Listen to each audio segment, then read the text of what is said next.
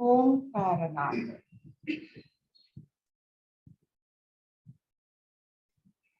ओ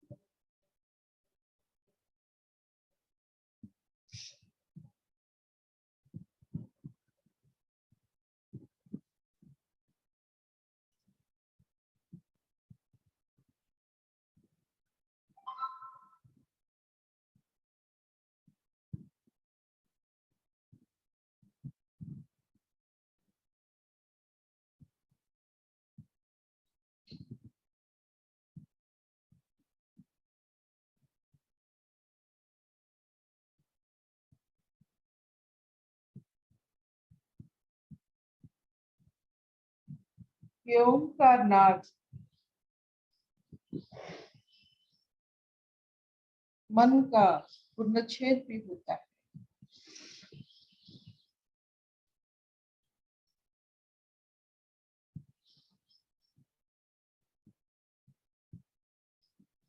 ये ओंकारनाथ जब हम करते हैं तो मन रहता ही नहीं।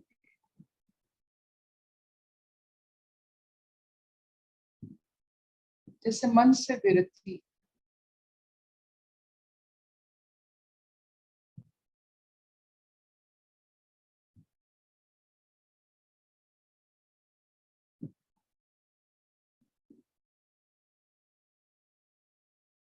आज पढ़ेंगे फिर सांख्य योग, जिसमें कृष्ण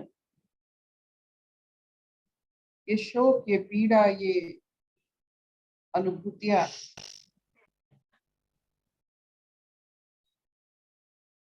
कहाँ से कहाँ तक, कहाँ से शुरू होती है, कहाँ तक ये व्याप्त होते हैं, इसके बारे में अर्जुन को बताएंगे। ये जो शोक वो कर रहे हैं, जो उनके गुरु हैं, उनके पितामह हैं, उनके लिए शोक करना कितना जरूरी है, या ये मन का एक भगोड़े होने का, अपने कर्तव्य ना पालने का एक पंथा है।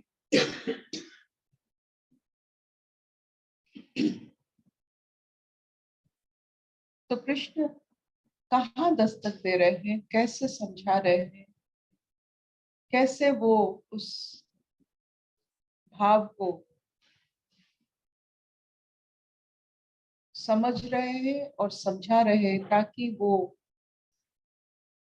बीज से ही खत्म हो। मन में जो अर्जुन के आंदोलन चल रहा है, जो युक्ति चल रही है, जो द्वंद्व चल रहा है, वो पूरा अपने जहां से वो उत्पत्ति हुआ है वहीं से खत्म हो। इसीलिए वो कैसे उस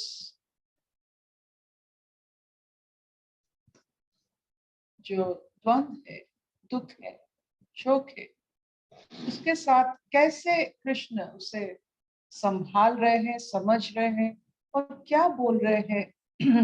उन्हीं की बातों से पता चलता है वो हर वक्त कौन सी अवस्था में रहते थे।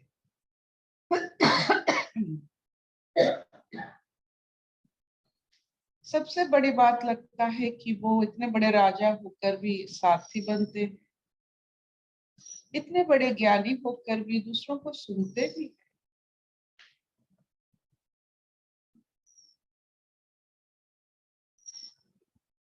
आर्यव्रत में जब बहुत सारा मानसिक स्थिति अनुकूल नहीं रहता था, राजाओं की जो नीति और रीति में जो बदलाव आता था, आया हुआ था उस वक्त, वो सारथी बनकर अर्जुन की उसे कैसे सामना किया। इतने बड़े राजा, किसी राजा का क्या सारथी बनता है। तो वो कैसे अपने आप को नीति रक्षा करने के लिए, धर्म रक्षा करने के लिए वो अपना जो पोजीशन कैसे चुनते थे। कभी शांति दूत बनकर, कभी सारथी बनकर, कैसे अपना वो किरदार चुनते थे। कुछ भी वो कर सकते थे।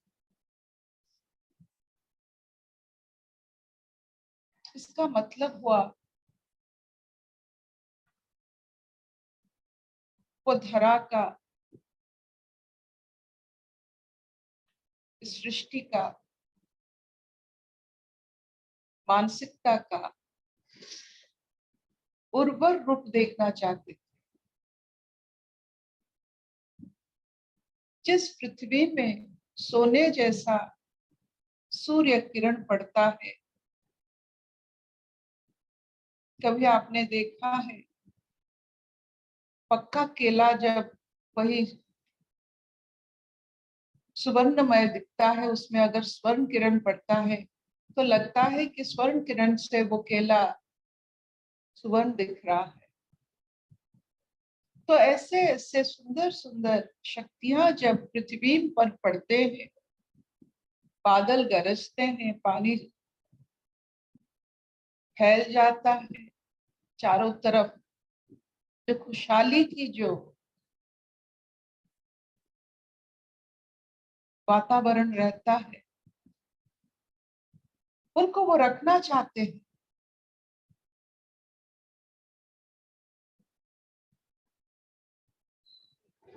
इस धरती को सम्मान देना चाहते हैं। मनुष्य मनुष्य के कारण ये धरती जो बोझ संभाल रहा है, जो बोझ वो संभाल रही है, उससे थोड़ा कैसे सूक्ष्म स्तर में, प्रेम में इस धरती को कैसे बचाया जाए, वो हरदम उस सूक्ष्मता में शायद वो रहते थे।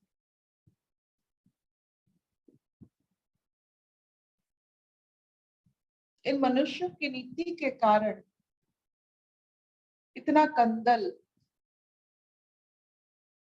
इतना जो कहते हैं बिना कारण दुख, कोई कारण ही नहीं है। हो रहा है, अपने काम सब कर रही है, मनुष्य अपना काम छोड़कर इस धरती पर बोझ बनते जा रहे हैं। सबके मन में डर, असूया, निंदा, शायद कृष्ण को ये सब अच्छा नहीं लगता। वो सारथी बनकर अर्जुन की युद्ध में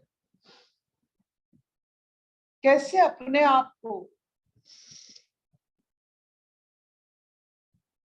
समर्पित किए हैं, और इस युद्ध के कारण धर्म तो रक्षा तो जो हुआ हुआ, लेकिन जिस उससे जो पैदा हुआ श्रीमद् भगवत गीता, जिसका आनंद, जिसका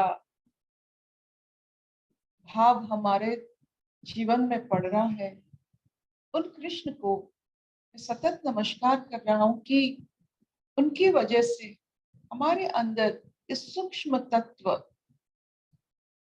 उत्पन्न होते हैं।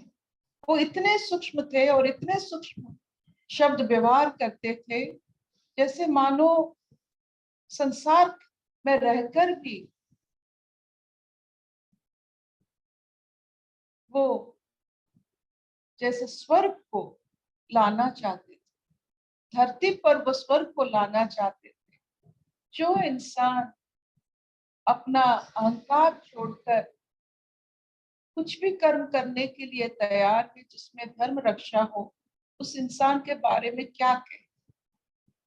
वो तो अवतार बन जाते हैं, भगवान बन जाते हैं, पथ प्रदर्शक बन जाते हैं और तारणहार भी बन जाते हैं। तो आज का जो श्लोक है वो अर्जुन को समझा रहे हैं कि तुम्हारा शोक या दुख का उत्पत्ति कहाँ से हो रहा है।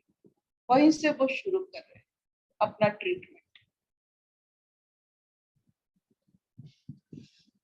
14 नंबर कि हर एक अनुभूतियां शरीर के साथ जुड़ी होती है। Feelings are created by the body. जैसे फूल का सुगंध होता है, फूल से वो निकलता है। जैसे शरीर का सुगंध होता है मन, वो शरीर से ही निकलता है। अगर शोक निकला वो शरीर से निकला, अगर दुख निकला वो शरीर से निकला, अगर सुख निकला वो शरीर से निकला। सब कुछ शरीर से निकलता है।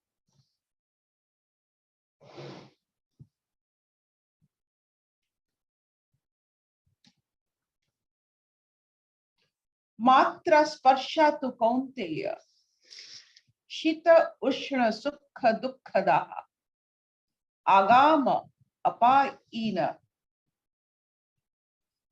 अनित्य दान तितिक्ष्व भारत।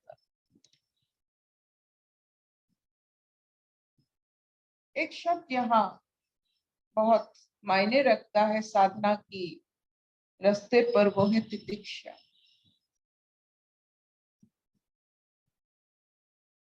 तितिक्षा मतलब होता है जिसको हम वी कैन बेयर इट, जिसको हम संभाल सकते हैं।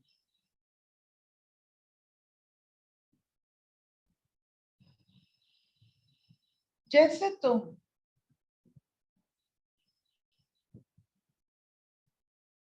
ये जो सब ठंड गरम जो भी अंतराल है, जैसा विपरीत चीज यहाँ संसार में है, जैसे तुम संभालते हो, वैसे दुख शोक ये सब संभालना पड़ता है, जिसको तितिक्षा माना जाता है। बहुत बड़ी बात है।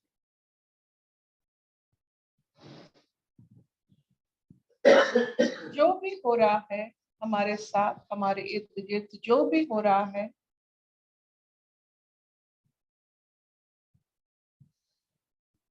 उसको संभालना और संभल कर अपने साधना के पथ पर रहना, इसको हम तितिक्षा मानते। जिसके अंदर जितनी तितिक्षा है, संभालने की शक्ति होती है, वो ही सारथी बनते हैं। और जो सारथी बनते हैं, रथ चलाते हैं और निर्भय स्थल पर पहुंचाते हैं, निडर स्तर पर सब पहुंचाते हैं, हम उन्हें अच्छे सारथी मानते हैं। ये संभालने की शक्ति जो कृष्ण में थी, उसके बारे में जो जो अपने जीवन में जो कुछ अनुभव किया है, वही तो वो बता सकते हैं कि जैसे तुम ठंडा गरम संभालते हो, वैसे हर स्थिति में तुम्हें संभालना पड़ेगा। और जितना संभाले उस स्थिति में अपने सोच को, अपने लक्ष्य को, उतना आप सारथी बन सकते। नहीं तो क्या गरज पड़ा था कि द्वारकाधीश आकर ये पांडव और कौरवों के बीच में जाकर अर्जुन की सारथी बनकर युद्ध में शामिल होने,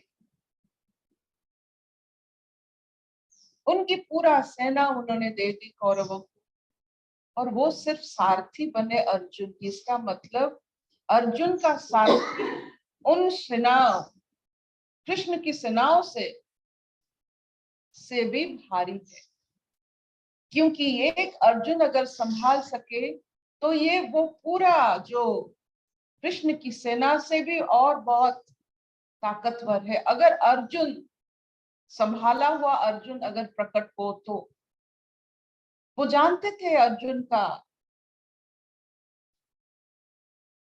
पोटेंशियलिटी, जो उनमें शक्ति है।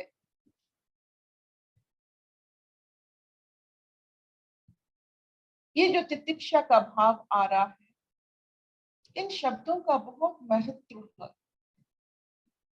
ये बड़े बड़े शब्द नहीं है, लेकिन ऐसे ऐसे शब्द है जो पूरा वो धर्म कांटा को संलग्न रख सकता है। इन शब्दों से आप अपने स्वभाव से, स्वरूप से जुड़ सकते हैं। जैसे शरीर से जुड़ा ठंड और गर्म, लेकिन आत्मा से जुड़ा तितिक्षा, जो आत्मबल प्रकट करता है। ऐसे शब्द की बहुत प्रयोग हो रहा है गीता में। जो संसार बल प्रकट करता है, उसके सामने ये आत्मबल प्रकट करने वाले शब्द कितने कृष्ण ने व्यवहार किए हैं पूरे गीता में, क्योंकि वो आत्मबल ही थे। इसीलिए जिन जिन शब्दों के कारण वो कृष्ण बने, उन शब्दों में जब वो व्याख्या करे, उस पता चलता है वो किस चीज से बने थे। जो तितिक्षा के बारे में बोल रहे हैं, वो तितिक्षा का व्यवहार कितने किए होंगे कि यूं ही युद्ध क्षेत्र में ये शब्द निकल आता है उनकी मुख से।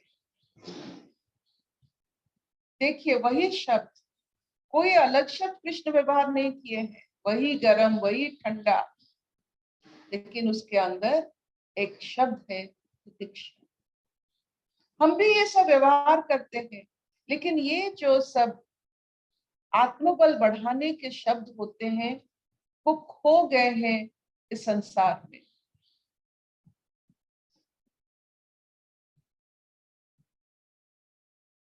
हर चीज को संभालना, सहजाना, अपने लक्ष्य पर रहना, विगलित नहीं हो जाना, भावुक ना होकर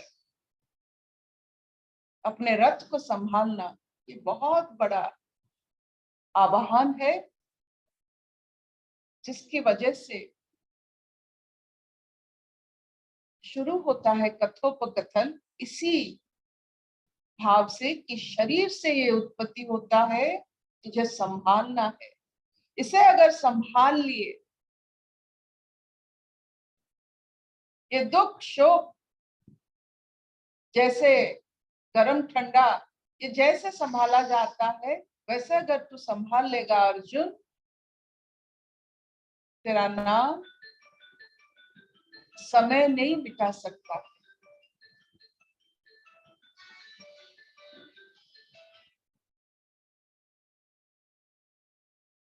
इतना चलेगा? Will this do? चलेगा चलेगा। हाँ मामा, कुछ मोती मिला?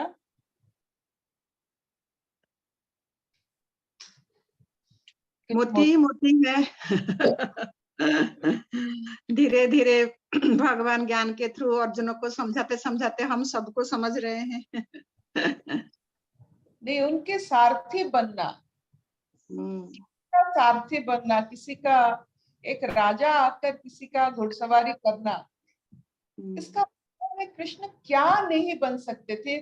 मतलब वो, मुझे लगता है वो धरती को, ये संसार को इतना प्यार करते थे कि वो कुछ भी बन सकते थे, उसको तारण करने के लिए, उससे संभालने के लिए वो कुछ भी बन सकते थे। तो हम तो कुछ भी नहीं बन पा रहे हैं और हर समय अपना देखते हैं। ये जो धरती की नियंत्रण और धरती का जो उसका खुद का जो संभार है, उसको रखने के लिए ये जो मनुष्य उसे नष्ट कर रहे हैं अपनी सोच के लिए। अगर आप देखो, कुरु पांडव का युद्ध ना होता तो धरती कितना स्वाभाविक और कितना सूक्ष्म और कितना, जो कहते हैं, कितना उसमें और फूल उगते और कितना क्रिएटिविटी रहता उसमें। मनुष्य के मन में शायद और क्रिएटिविटी और संगीत और जो बहुत सारे जो हमारे कल्पना है वो सब उगता।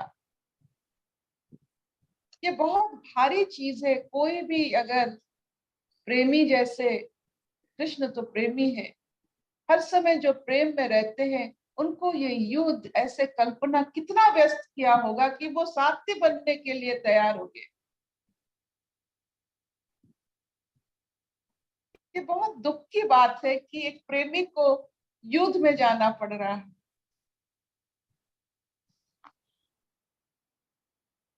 अगर नहीं जाते तो ये युद्ध अगर नहीं भी होता तो बहुत दिन तक इसका असर पड़ता, सबके मन में असर पड़ता, पूरे नस्ल, पूरे जो इंसान के नस्ल, आर्यव्रत की जो नस्ल, जो जीन्स है, उसके ऊपर असर पड़ता। जितना भी बाकी रहा है हमारे अंदर अच्छाई, इस युद्ध के कारण कि धर्म जितने भी, और तू जितना भी अधर्म करे, धर्म संस्थापन होता ही है। ये विश्वास बना तभी से। किसी के घर में, किसी के मन में अगर आंदोलन होता है धर्म अधर्म की, सबको पता है धर्म ही रक्षा होता है। यहाँ इस युद्ध के कारण, कृष्ण के कारण, अगर कृष्ण नहीं होते, ये विश्वास भी नहीं होता। लगता कि अर्जुन ऐसे ही कभी जीत गए हैं या पांडव ऐसे ही उनके भाग्य में था। कृष्ण है, इसका मतलब भाग्य ही छूटा, क्योंकि ये सत्य है।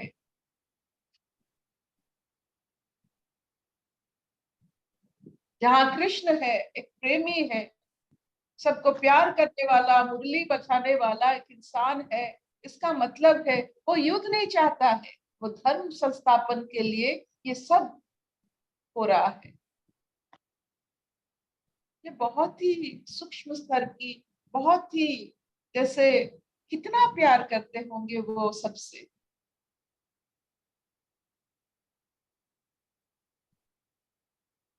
उस प्रेम के लिए भी वो युद्ध कर रहे हैं। इस प्रेम को रक्षा करने में मानव के अंदर, मानव की भरपूर समाज में प्रेम हो, सब सबसे मिलकर रहे, इस धरती के ऊपर इतना विद्रोह ना करे, इसी की वजह से वो सारथी भी बन रहे हैं।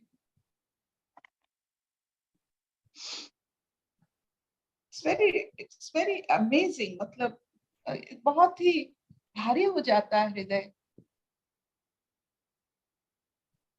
इतना चलेगा।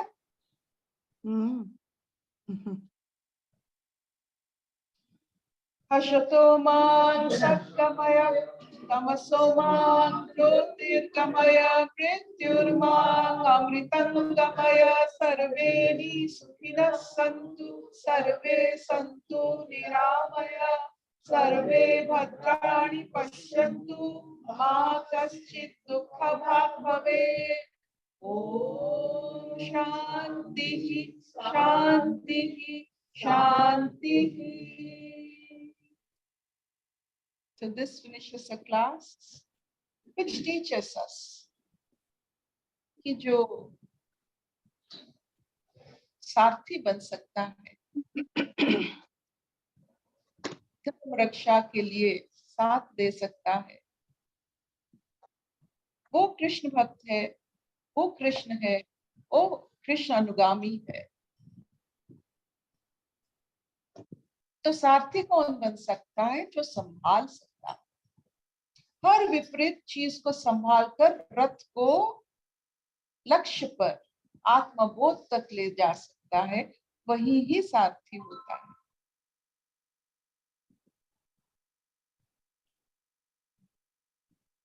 कोई क्वेश्चंस?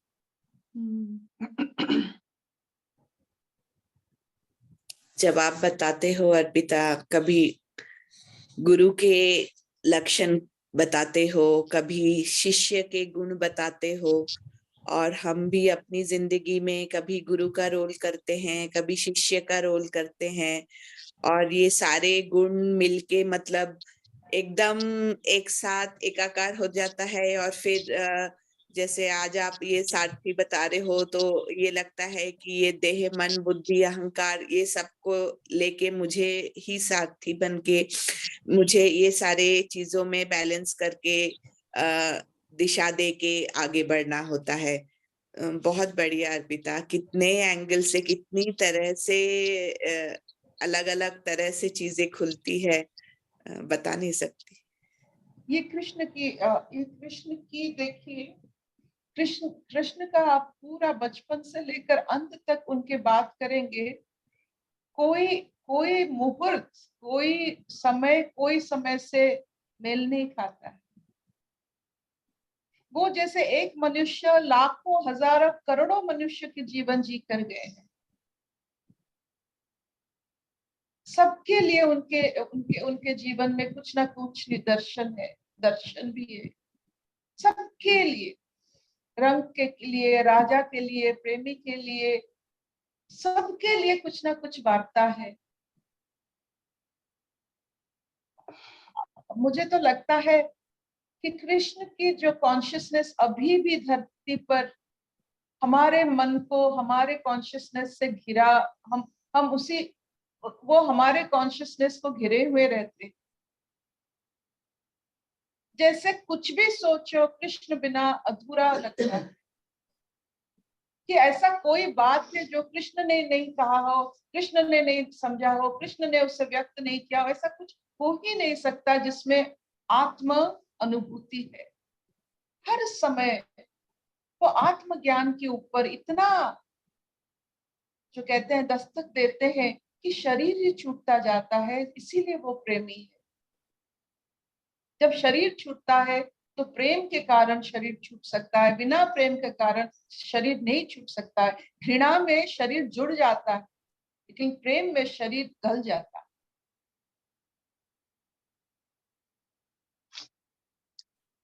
तो अभी समझ में आया वो प्रेमी क्यों है, वो प्रेम क्यों किए, वो प्रेम की भाषा क्यों बोल रहे हैं, क्योंकि वो आत्मा तक पहुंचना चाहते हैं, आत्मा में रहते हैं इस प्रेम के कारण। घृणा में हम शरीर में रहते हैं।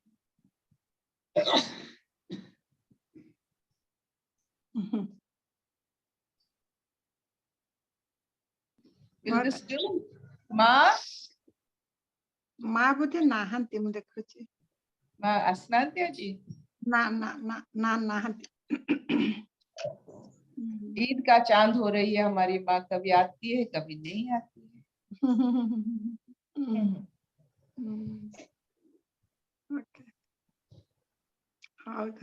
और सरस्वती पूजा है, डायरेक्ट टेलीकास्ट हमारी पूजा की। कल तो गीता नहीं रह गया। माँ सरस्वती की जो उपासना है, वसंत पंचमी का जो आभास है, जो आगाज है, जिसे उर्दू में कहते हैं, उससे हम महसूस करेंगे। और हमारे लिए ये नई साल की शुरुआत होती है वसंत पंचमी। हमारे लिए, सबके लिए नहीं। ये हम सोचते हैं कि हमारा जीवन यहीं से शुरू हो, यहीं से खत्म हो। वसंत पंचमी, आप देखिए कितना सुंदर मौका है। पंचमी तिथि, बसंत ऋतु। सिर्फ इस तिथि को समझने के लिए, जैसे या अब आजकल हर एक देश कोई ना कोई तिथि से कुछ ना कुछ जोड़ लेता है, एड्स डे, हैप्पी डे, ऐसे। तो माँ सरस्वती की तिथि क्यों वसंत पंचमी है? क्या उसमें? तो माँ सरस्वती को जिन ऋषि ने, जिन्होंने उनका यंत्र बनाया होगा, उनका सहस्त्र नाम का जप किया होगा, उनके लिए एक तिथि चुनना कितना तर्क वितर्क से ये वो गुजरे होंगे कि कहाँ कैसे कौन से दिन में हम अवतरण कराए अपने इष्ट की माँ सरस्वती की। आप कभी सोचे हैं इसके बारे में? कैसा वातावरण होना चाहिए ज्ञान की, जहां मृदु पवन हो, जहां अभी फूल खिले हो, थोड़ा थोड़ा ठंड लग रहा हो, गर्मी ना हो, और सबके घर में अन्न हो। ऐसे अवस्था में ज्ञान की देवी की आवाहन किया जाता है। पेट पूरा होने से ही ज्ञान उद्धृत होता है। अभी देखिए मौसम जैसा है वही ज्ञान के लिए अनुकूल है। ऐसा मौसम अगर बाहर अंदर रहे तो आप कभी भी कहीं भी ज्ञान को ले सकते। और वसंत पंचमी के बारे में और बात करेंगे।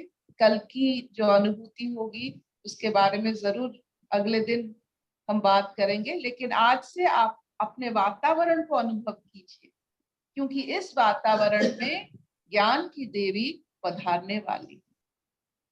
यू गेट कनेक्टेड विद प्रकृति। ये प्रकृति का आभास है कि अभी माँ सरस्वती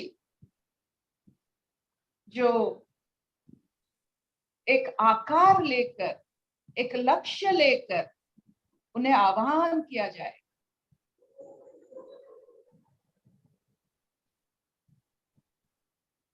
बहुत अच्छा।